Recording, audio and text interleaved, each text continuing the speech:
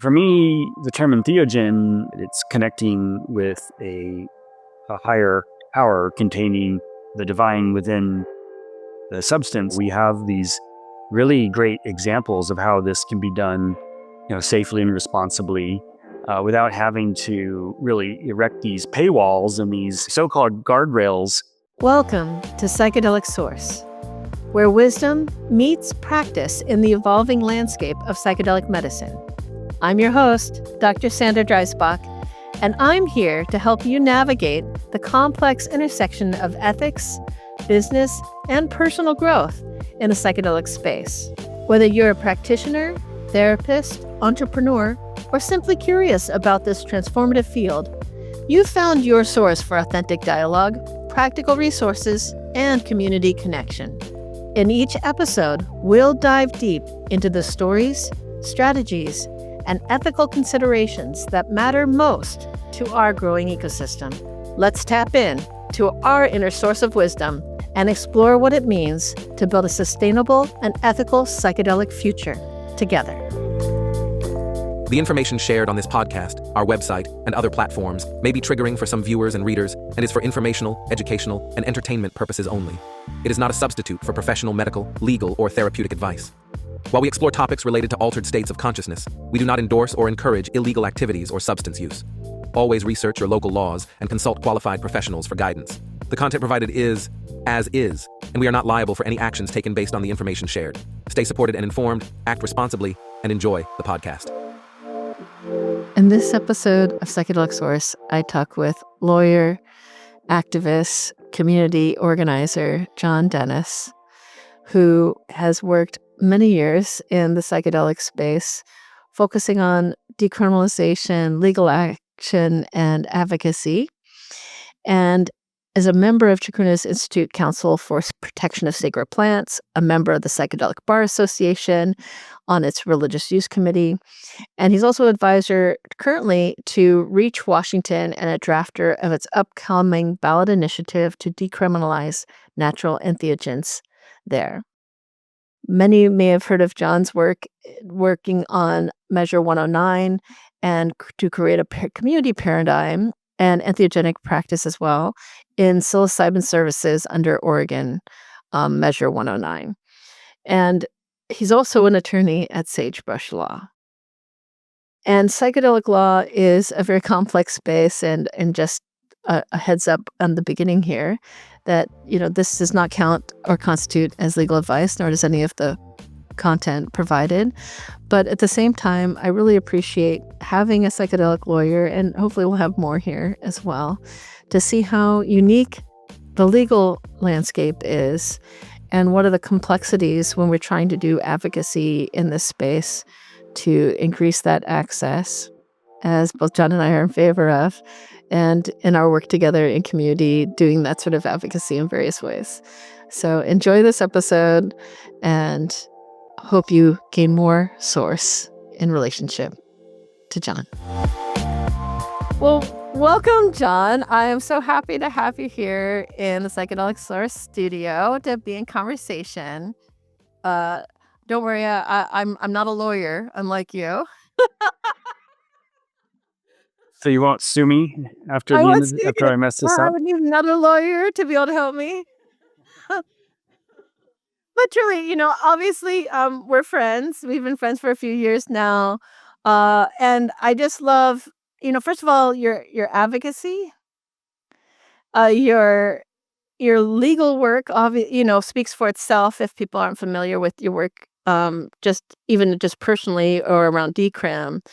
But all your consistent advocacy in Oregon when it came to legalization there, and I'm sure that journey hasn't ended. But more than any of those other things, I say I deeply appreciate your heart. Aw. Thank you. I mean, and I know there's many people who I love in this space, but I really do love and appreciate you as a friend, but also as someone I can look up to in this space who's really doing the work, as it were. So I just want to start with that compliment for you, my friend. Wow. Thanks, Sandra. And I definitely have been really inspired by your work and how much time and heart you've sunk into just really trying to repair the ruptures that inevitably come from people who work in a community framework. It's, yeah, just the amount of time and energy you've spent into really just, giving of yourself to try to, help ensure that people are within the ethical bounds and to really be fair and transparent about all that. I know that's really challenging work, and the work you've done with Epic, I've taken great inspiration from and actually included it in Oh, some thank of the work you. I've Yes, done in Washington with this group yeah. called Oh my Reach. gosh, and I want to talk about that too. But and you're so kind. I mean, thank you for your kind words. I'm very grateful and humbled by everything you're saying. Everyone's going to be like, "Oh, this is just like a love fest episode." Like all the episodes are, people. You're going to have to get used to it, or just turn it into something else. But maybe you should say, I love kind of getting a sense of and sharing with people who you are as a person. And, and you mentioned community and we met in community, but, um, could you tell our audience a little bit about you? Where are you from? However you'd like to identify or any sort of intersectionalities. Tell us about you. I mean, we've done a little intro, but it's a little bit more formal, but give us a bit about John. Sure. Yeah. Thanks for the question. Yeah. So I'm an attorney in Eastern Oregon, a little town called Ontario, town of about 11,000 people. And I've been here for more years than it seems like now. Time kind of flies. But it's a little border town on the border of Idaho and high deserts out here. And yeah, I've kind of, I guess, came into the psychedelic space. I mean, I've been an enthusiast and a very interested person in it ever since I first learned about them through my early teenage discovery of Carlos Castaneda and some of his work, which is problematic in some ways, it turns out, um, but that was kind of one of my access points, was just learning about um, what medicine people are alleged to do in his work. And yeah, I guess that was a source of great inspiration for me. And I had my first, I guess, psychedelic experiences in my late teens, early 20s, and just was already, I guess. I mean, I think my first psychedelic experience was actually probably predated taking a psychedelic. I mean, I grew up in a spirit filled Christian, Pentecostal type tradition, with church with faith healing and speaking in tongues and that kind of thing. And I grew up as a young cheap boy thinking that all that was normal. And it definitely kind of put me in touch with a type of a spirit realm that I think now is I recognize it as being not necessarily normal for people, but I think having that this sort of direct relationship uh, really was important. And then when it turns out, according to Pew Research polls, a majority of people in the United States don't self-identify as ever having had a mystical experience in their entire life. So I think being just really, in a way, blessed as a young person to have those experiences and to really value those experiences and matters of spirit. I think it's kind of how I kind of got into this. And when I realized in high school that people take these substances, these plants, or these fungi, really to occasion these same types of experiences, I was just really kind of blown away and immediately intrigued and read a bunch of books about it before I'd ever tried one for myself. Um, and I think that's been kind of how, I guess, there's a lot of paradigms or a lot of reasons why people approach psychedelics or are interested in them, and mine's always been more of that kind of realm of things. No, I love that. I mean, I love that. I mean, first of all, I would like to say, like, I didn't know that part of your history.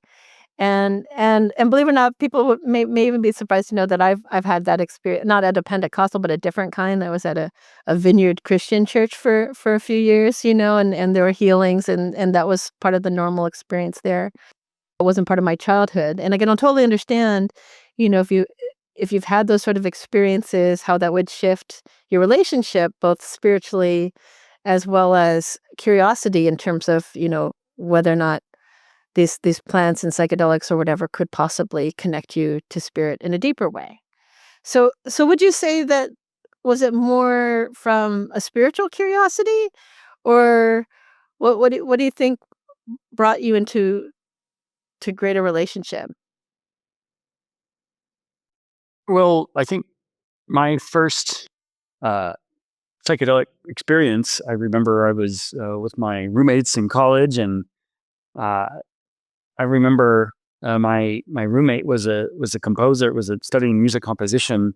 One of my roommates was, and I remember having this really uh, amazing realization that Debussy didn't write La Mer from the vantage point of his bedroom.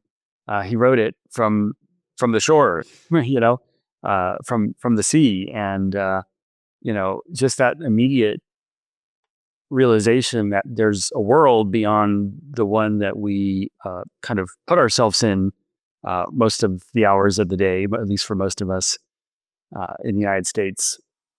That's kind of, I guess, was the first inkling at the potential awakening that psychedelics could have for me, and I think that was just such a lovely, beautiful experience in a place with people I knew well and trusted, and it's really upsetting to me now to see kind of how in a lot of these movements and these so-called advocates, when they talk about like the safety profile, they always say, only in licensed settings with people nearby who are, formally trained in this sort of thing. And I just think there's such a dishonesty in that, where a lot of times, the people who are saying that are people who themselves likely have never had any psychedelic experience within the type of context that they're saying is the only context in which it's can be safely prescribed for or recommended for other people. So I think that's been something that, as this kind of cultural moment is advancing, it just seems like there's kind of a shying away from people really being honest about their own experiences, and that the fact that they happened illegally, and the fact that that they are themselves are still advocates around them. Uh, you know, it just doesn't really pass the smell test, frankly, for people Right. No, to be kind of hypocritical. fear mongering around it. Hypocritical. Yeah, no. Or at the very least, and I know there's a lot of discussion, at least within people who are in advocacy and in psychedelic community around whether or not someone should have had an experience before they support someone in a journey. And I'm not asking you to take a position on that, but but I do think it's interesting that you bring up this aspect of people saying in like government or government structures that it should be in these structured experiences or with these particular trainings when they don't actually have knowledge of what that experience is like or what is required to support it. And I think given your experience, especially in Oregon, but now also in Washington, maybe we should turn to some of that, because one of the things that you were really known for in terms of advocacy for Oregon was your advocacy for entheogenic practitioners. Would you mind saying what for you an entheogenic practitioner is, and what you're advocating for in Oregon? Yeah, thanks. I mean, there's a lot of different terms people can use to describe, what, like a psychedelic. Some people use the term psychedelic, and for me, that's kind of a more neutral term. Some people use the term plant medicine, which still reveres the kind of natural aspects of it and the healing aspects of it. But for me, the term entheogen really emphasizes the spiritual aspect of it. It's connecting with a higher power containing the divine within the substance. So when people talk about entheogens, to me, that's sort of connotes a more spiritual approach to the use of psychedelics than perhaps a more clinical or artistic even uh, approach. And of course, these aren't siloed, and there's what spiritual experience can also be artistically or creatively inclined or very therapeutic. Um, but with that being sort of the main goal is to have a spiritual experience or a spiritual encounter uh, with the assistance of an entheogenic substance. So an entheogenic practitioner, I think, is a person who works in a interactive relationship with uh, entheogens in service of their own and others' growth and development. And so the work here in Oregon was to try to really allow these, really ancient paradigms of indigenous and religious use to really inform Oregon's rulemaking process, which was being driven almost entirely by medical and therapeutic, Western medical type paradigms of this. And so the advocacy was really around, we already have these paradigms that have been with us for a very long time. There's no need to reinvent the wheel. We have these really great examples of how this can be done, safely and responsibly, without having to really erect these paywalls and these so-called guardrails that will keep people from being able to afford the services. And that's exactly what we see now is that in Oregon, our kind of, minimum cost of access for most service centers is around $1,000 for a single high dose session, which, I'm not saying that there's not something gained by having all the services and the testing of the products and all that attached to it. But, it's kind of an absurdity to think that the only safe way to do this is to pay $1,000 in this commercialized system when a person can go out and forage their own, or or they can be grown at relatively nominal cost. So what we were trying to do is really introduce more pure models of how this can be done, and in ways that are just less regulated and really provide more flexibility for people to work with these things in a responsible way. And really the ultimate value that I arrived at in my thinking around this is one of proportionality. I mean, we know there are risks and we take them seriously and we're not naive to them and we don't sugarcoat or make light of it. But are those risks proportionate to the safeguard, the cost, and all the things that go with it? So if you had a really high risk client, maybe it makes sense to have more guardrails in place.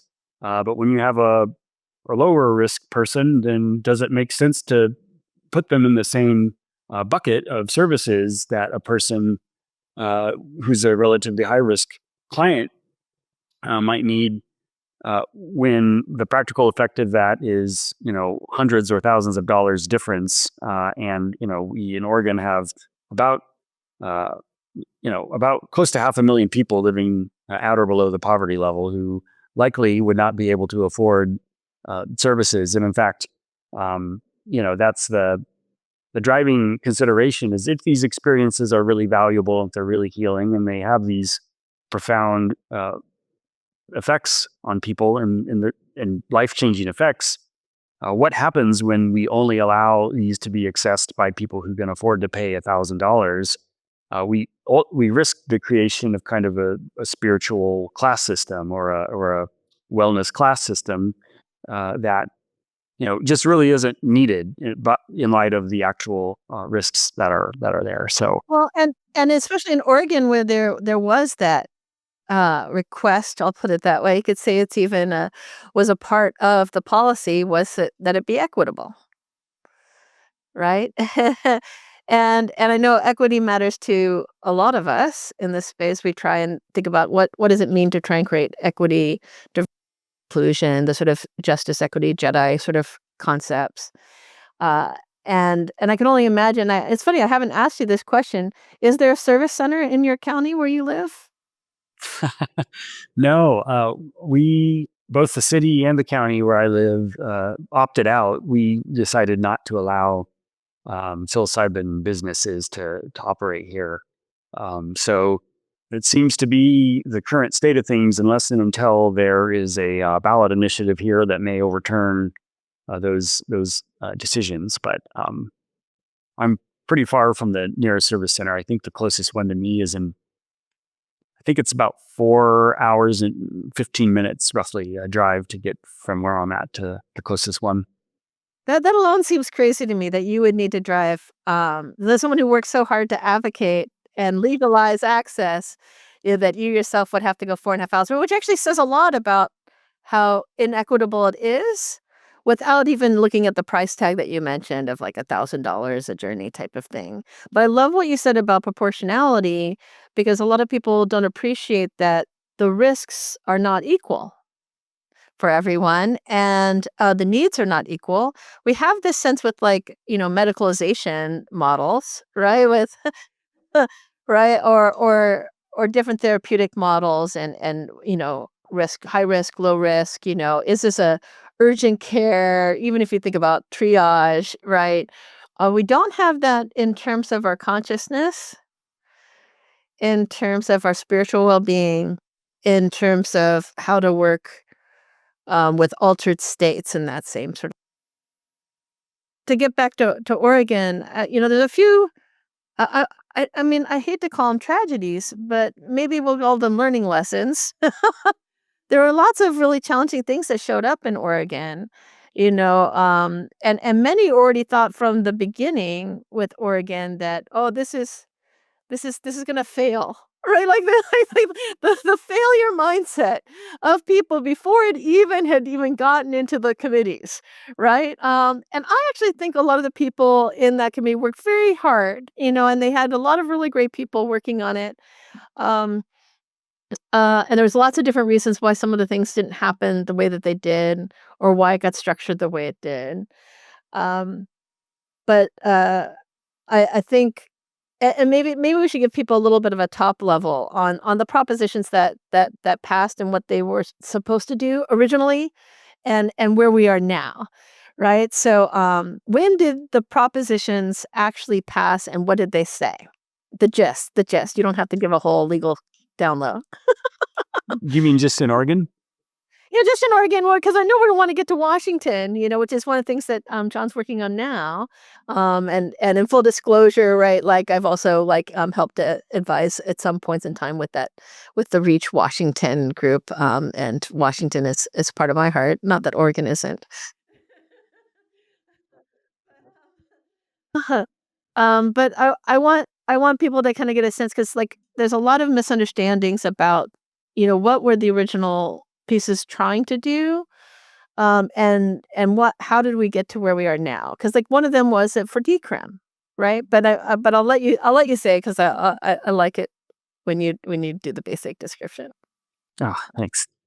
Yeah, so Measure 109 was a citizen-led ballot initiative that passed in November of 2020 by a substantial margin. It wasn't even really that close, and it was at the time Denver had passed a local ordinance, deprioritizing psilocybin prosecutions, and I think Oakland had also passed a city council resolution deprioritizing enforcement against all naturally occurring psychedelic plants and fungi. But that was a huge leap to go from that to a whole statewide legal program. And I think many people at the time thought that it was just too much, too soon.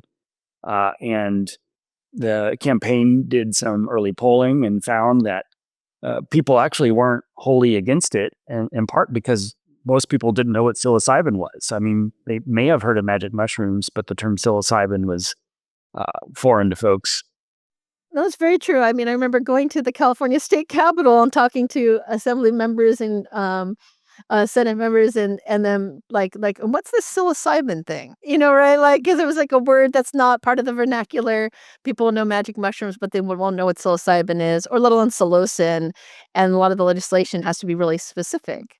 And I love that you said deprioritization, because that kind of also helps eliminate the deprioritization versus decriminalization versus legalization, right? So So at least in the United States, right, deprioritization is primarily happening at the state and the city and county levels. Is that correct?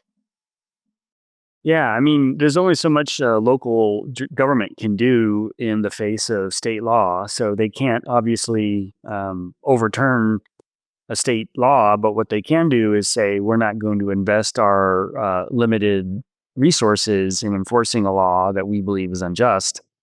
And so, now I forget the last total, but I think it's around 30, fairly major cities, many of them throughout the United States, that have passed some kind of resolution or ordinance, basically saying that we're not going to use law enforcement resources to prosecute these nonviolent, victimless crimes that actually help people and arguably have maybe helped even save lives.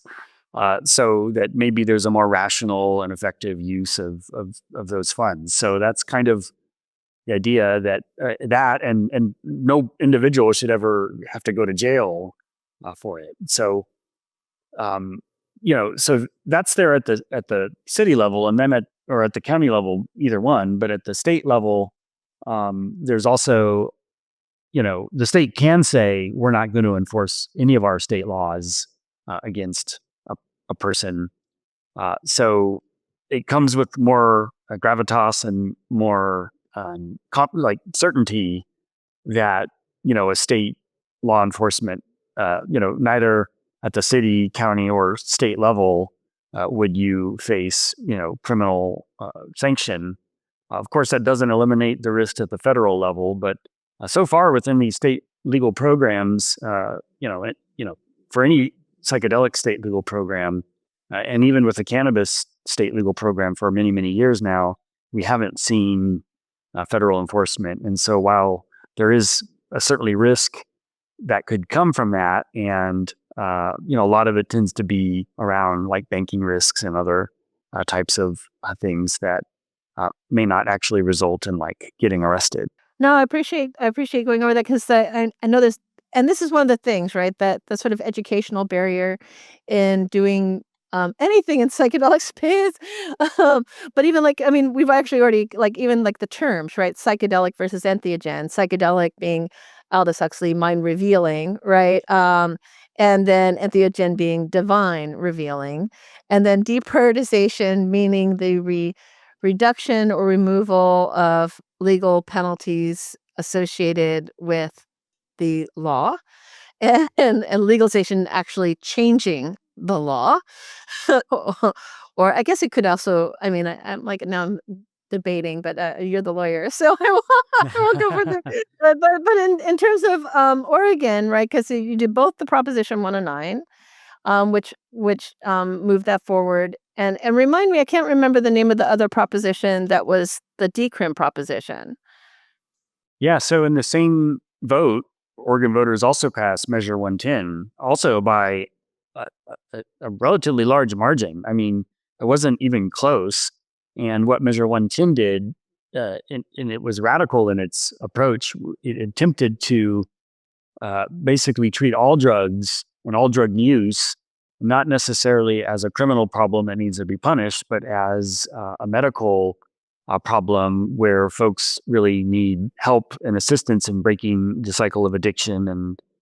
Um, and so what it did was it created a lot of funding for people who wanted to seek treatment, and it removed the disincentives for touch points with systems that were designed to help with addiction. So it started to treat all substance use as something that people would just get a really minor slap on the wrist. I mean, $100 ticket, which is actually less than traffic tickets that people would get, and that's part of the criticism that it got from a lot of people, was that it didn't do enough, and that we should discourage people's drug use. And that was repealed, unfortunately, last year in 2024 by HB 4002. Really under threat of another ballot initiative that would have reinstituted criminal penalties to a pretty severe degree. So the legislature got together and tried to have a kind of middle of the road, more balanced approach that would provide penalties, but would still provide off ramps for people to seek treatment, as alternatives to incarceration. Yeah, and that to me is one of the tragedies I was gonna, like, or learning lessons, or even, I mean, I don't know, I'm still processing myself even though it's a year ago, right? There's so many lessons to be learned, and like, how do we move this conversation forward than more than conversation, right? Hmm.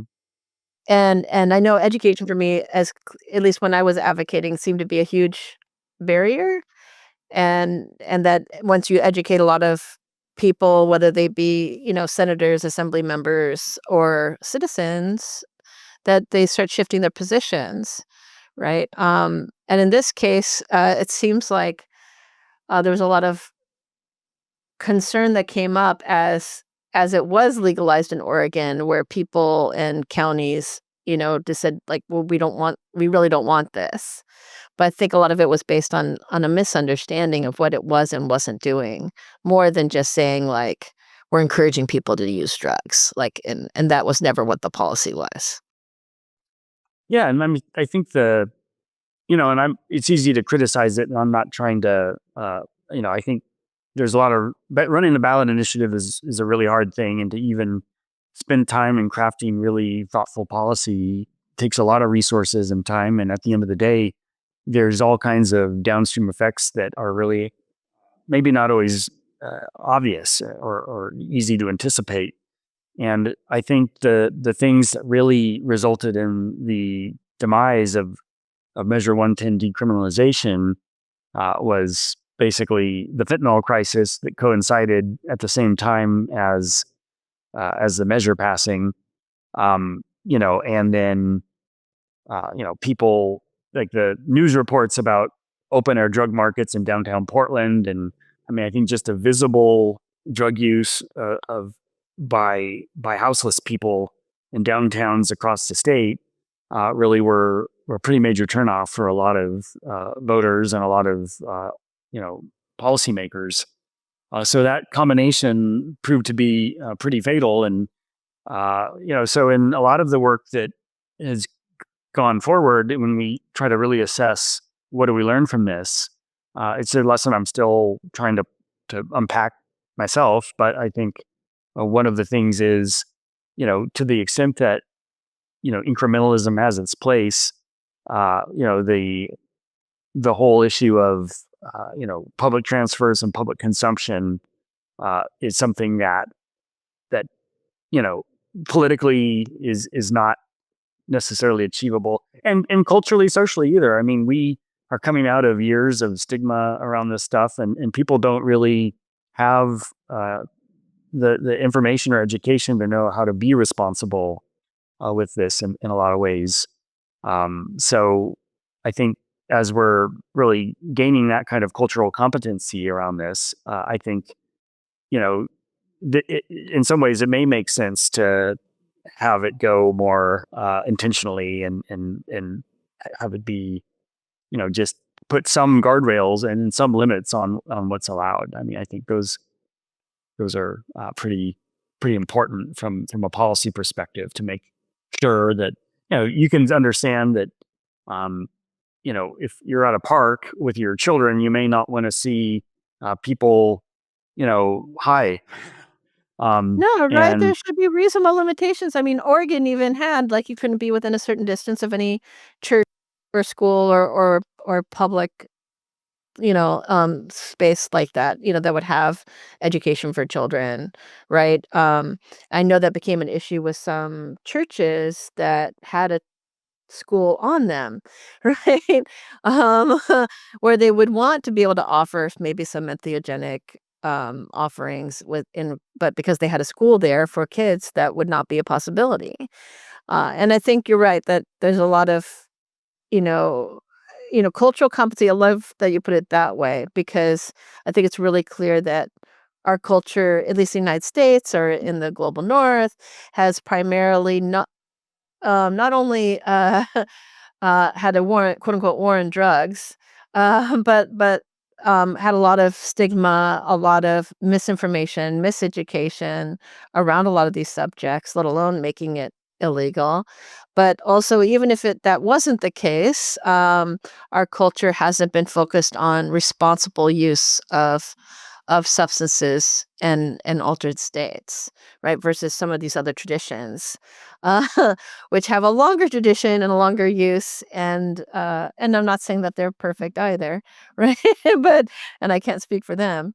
But maybe with this all in hand, when we think about Washington now and your work there with Reach, maybe you could talk what's what's that campaign look like, and how is that different from what's happening or has happened in Oregon? What's happening in Washington?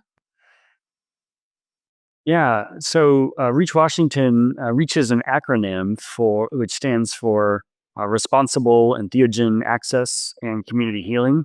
All of the kind of current vices that society accepts, it's expected that they be enjoyed responsibly, and that includes alcohol and in a majority of states now cannabis, and it includes other things like gambling, and I mean, there's other many things that have risk that society doesn't necessarily uh, support, but it also realizes that there are liberty interests at stake, and when you try to assess between what the greater harms are versus the harm of infringing on people's liberties to choose for themselves how they want to live their lives, or how they want to spend their spare time, or what they want to put in their bodies, or what they want to, or how they want to kind of, in a more spiritual sense, how what kinds of tools or techniques do they use to access these spiritual realms or these spiritual experiences. What the question is, what kind of business does society have in dictating to people those kinds of questions, and I think so that's kind of part of the ethos of Reach, and Reach is also really committed to this principle that I know is near and dear to your heart as well, that if you're going to have one of these really costly regulated access systems, like we now have in Oregon and like just formally launched in Colorado, it's a moral imperative that you not do that without also having, you know, decriminalize access. If the only choice is to either pay $1,000 or commit a crime and risk jail time and all that, what does it mean that the state is really and like requiring all people who wish to have these types of experiences or have this kind of healing to do it in a highly commercialized system that is inaccessible financially and culturally to potentially millions of people. So that's kind of, I guess, my attempt at a 3-minute version of Reach. No, but I love it. I love it though, because like it's hard to really. I mean, like especially when you've been an advocate for so long, and you also even, been a legal advocate as well, right? Uh, to be able to convey to people what all goes into the thought and the reflection and the challenges around legal access and doing it in a responsible way. And because of, the different histories of our culture and even trying to bridge with others. I love that you said cultural access. I think that's a term worth spreading because I think one of the things that I appreciate about the entheogenic proposal that you had for practitioners was that it kind of allowed more cultural access for different traditions. Many people I remember at the time saying like, well, how could you have something be legal where Maria Sabina, a known curandera, for the mushroom, who was extracted from in the end and experienced real harm because of its use and pervasiveness and advertising in Life magazine by Gordon Wasson. If you haven't looked up about that case, maybe we'll have to include some articles on that. But if she couldn't practice, and I think you were one of the people who said this, right? If Maria Sabina couldn't practice, if a traditional medicine keeper can't practice with this law, then there's something still unethical about it. Yeah, I mean, we have to really confront the reality that these are traditionally indigenous medicines, and and they don't necessarily belong to Western culture in the same way that they do other cultures. Like we are, luckily to have uh, these cultures that have stewarded these substances for whatever purpose, but they stewarded them. And so for us Westerners to come in and take them and then say, out of this context, and then put them behind these systems that say this is the only safe way to do it, when there's hundreds or thousands of years of experience to the contrary. We have to ask ourselves, why is that experience not relevant to the current state of things? And I think it's only just because there's this fear mongering that has become really commonplace today. And part of what so to going back to Reach, we drafted a ballot initiative and submitted it to the Washington Secretary of State last year, and we got the feedback on it and summary title and all that. But we knew at the time we weren't going to be able to raise the 400,000 signatures that it required to get on the ballot. So it was somewhat of a symbolic statement as to what a well-crafted, equitable and theogenic ecosystem might look like, and how it could be done with the right amount of guardrails, with the right amount of things that are there to help save people with, who need help in some ways, who've been harmed potentially, because there are harms, there are bad actors that ought to be held accountable. Preaching to the choir here. Right. Yeah. So how do you do that in a non-paternalistic way that's actually just not way overkill, in proportion Right. to the problems of it? Um, and so, we did that, and we got quite a bit of positive feedback, and important to that process, which is really what's been missing in a lot of these state initiatives, was we underwent a substantial public engagement process where we went to all kinds of organizations and stakeholders and community groups to solicit feedback of what's important, what do we need to change, how can we make this as inclusive as possible. And this is what didn't happen really in Colorado, and what didn't happen as much in Washington, although it may have happened a little more than it did in Colorado. Obviously, I'm not on the ground there, so I don't have quite the same experience of it as I did with Oregon Measure 109. But the question is, like, who gets to decide, and what amount of respect do we give to people who already have established relationships and established history working with these substances? And so we, ran it by two different committees of the Psychedelic Bar Association. We ran it by people at MAPS. We, sent out, the whole, all of the different kind of Facebook groups and Slack channels and everything else, just asking, we want as broad of an input on this as we can, because we really want to consider this from every angle. And it, that's really challenging in some ways, because Absolutely. people won't agree, and we had and then we have to figure out how do we balance this with in integrity to our values.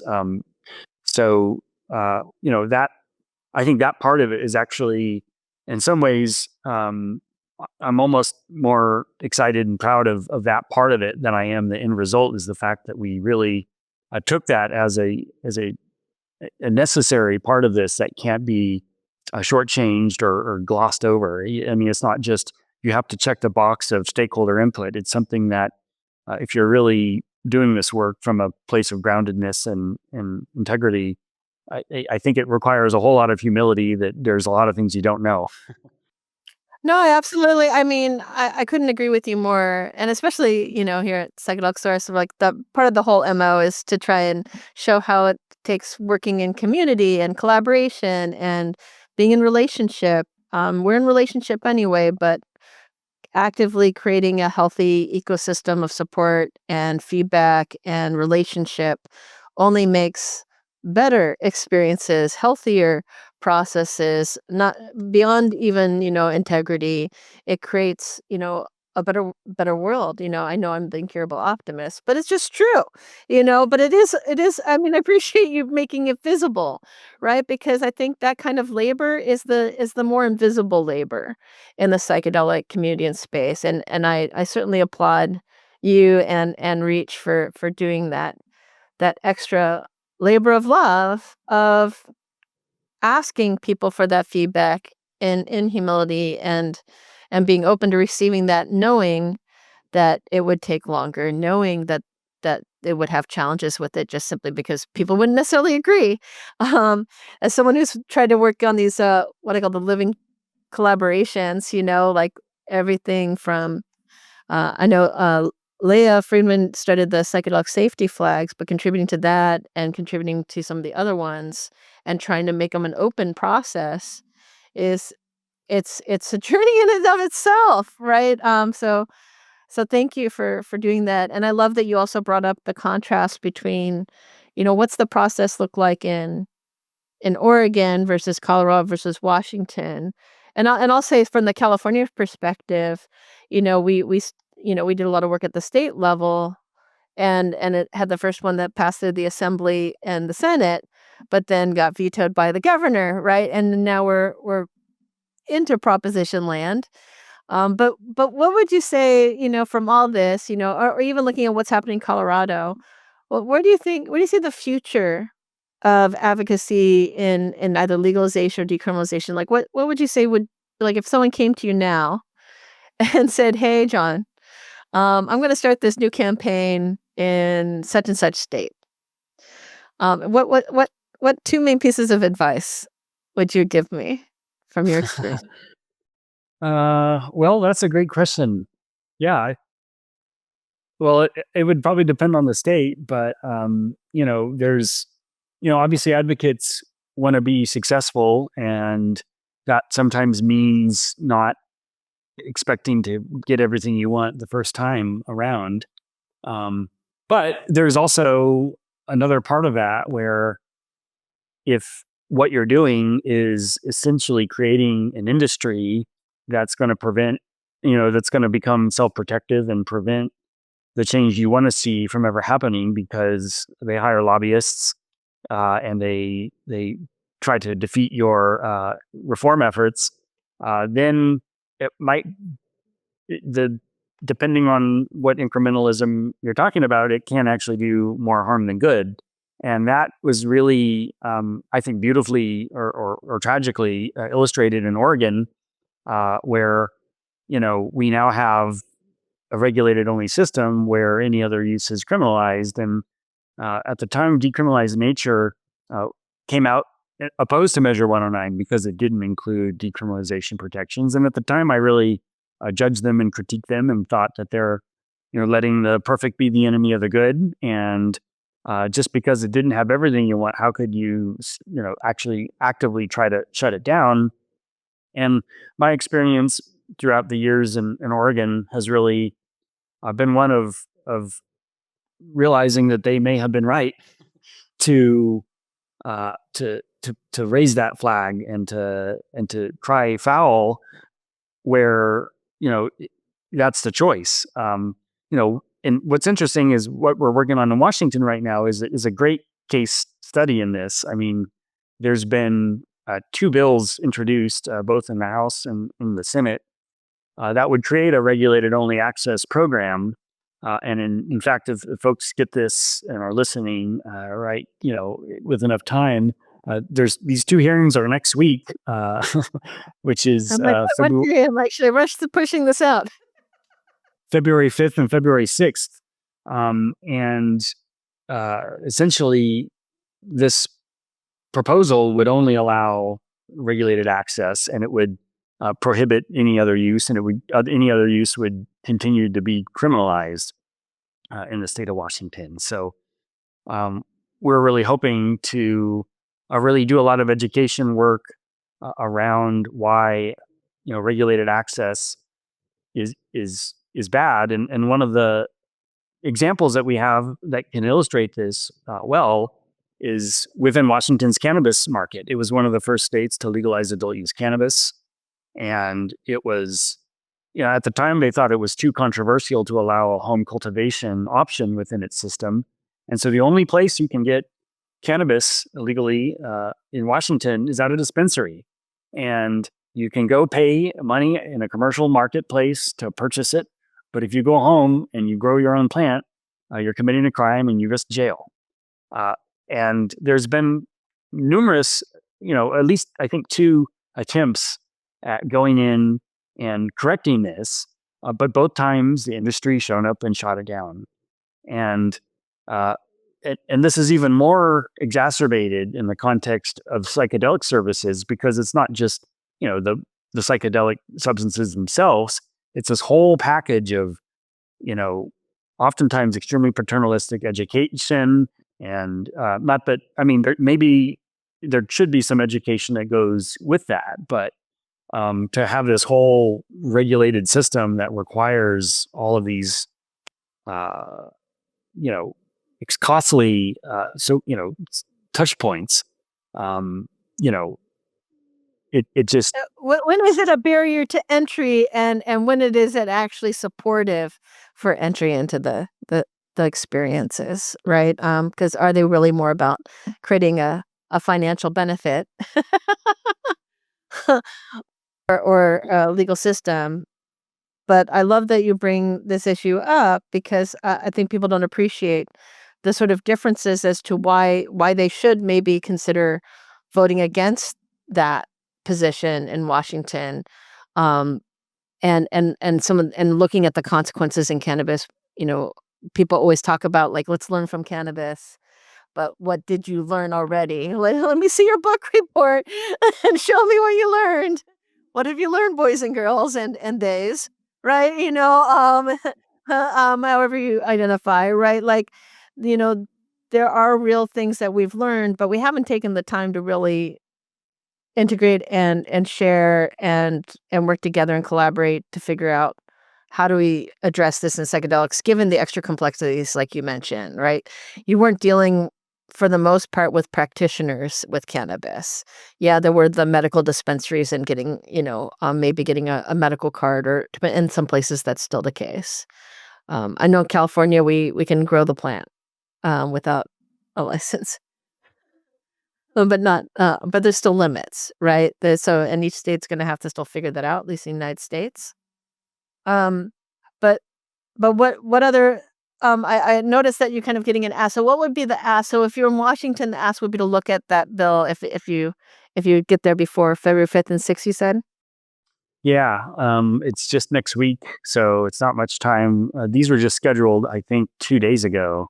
And so we've Oh, been wow. scrambling to try to prepare a response that can be meaningful to it. I mean, we knew it was going to be coming, but yeah. So, I mean, we intend to do kind of a mobilization effort to really engage the community, like we did in Oregon, really hoping that community will show up and really let its voices be heard in this process. Because, for the average politician, psychedelics are such a fringe issue. I mean, it's becoming less so over time, but most people don't think that they're either going to win or lose an election based on their position on psychedelic policy. It's not really that important to very many voters right now. So what that means is that you have people who are making these decisions, but there's relatively fewer consequences from that perspective of it. And a lot of them are very new to this. So psychedelic policy is not something that you can just, intuit. And there That's are for sure. Yeah.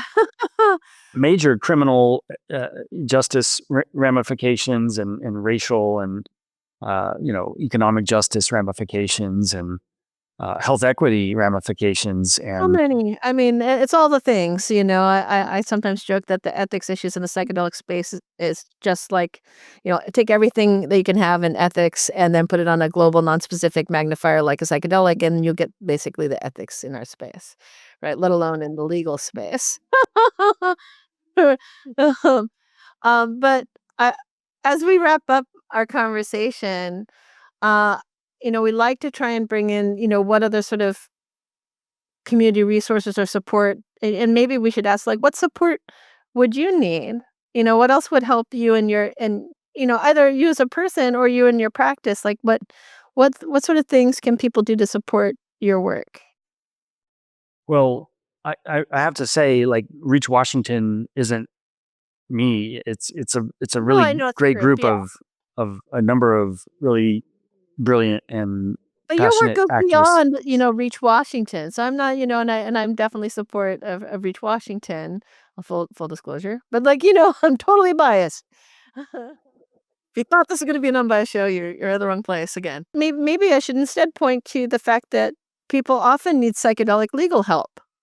And I'm not talking about you've had a criminal penalty and you need, a lawyer to get you out of the system, I'm talking about, like, people who are doing psychedelic practice, who are trying to do it within the scope of the law, or trying to develop things within these, and the laws are really different.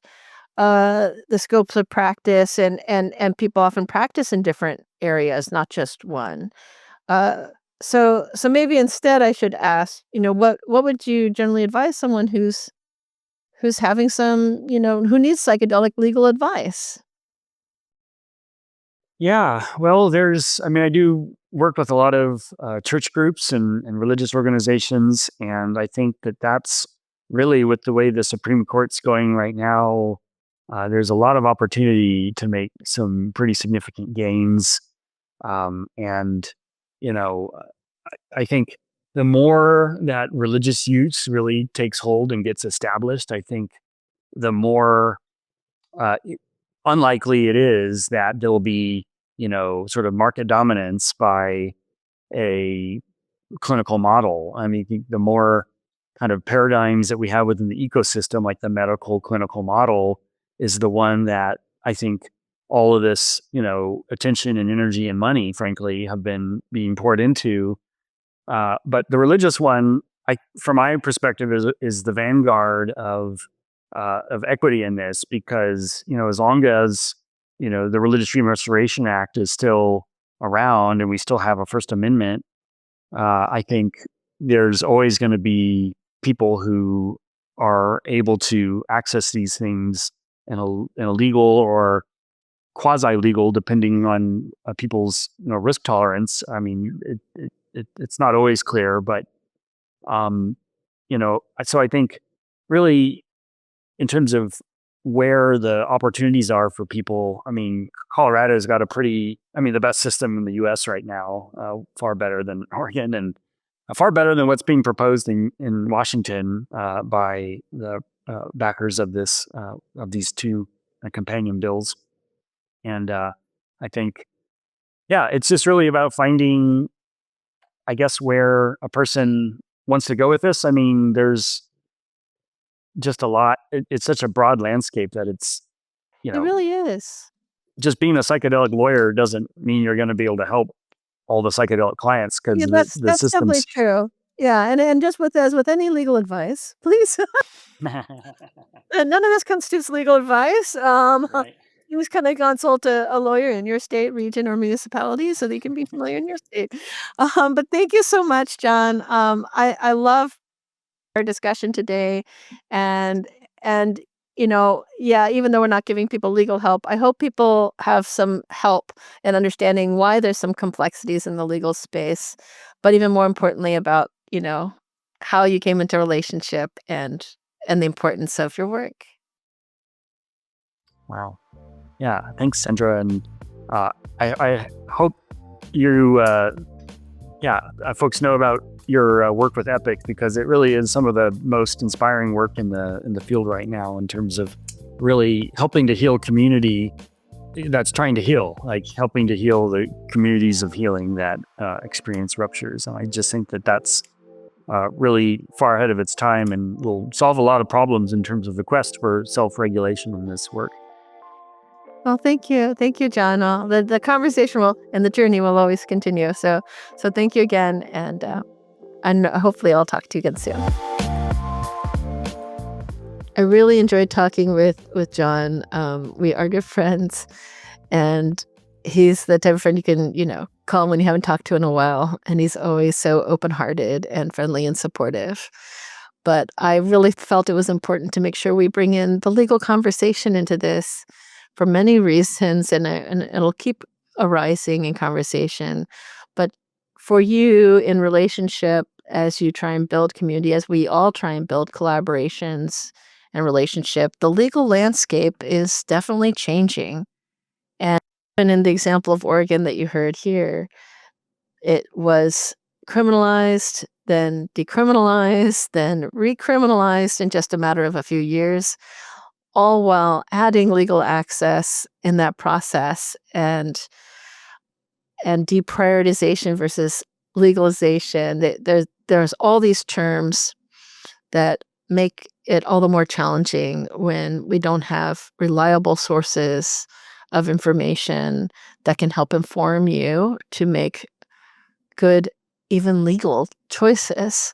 So just be advised. Obviously I'm not a lawyer, and even though John's a lawyer, he's a lawyer in Oregon, that you need to be informed about what the legal access and guidelines are, and make sure you understand, just because someone says something's decriminalized, that's not the same as saying it's legal. And deprioritize is usually what they're meaning. So be informed, check information, especially if this is involving you in your practice.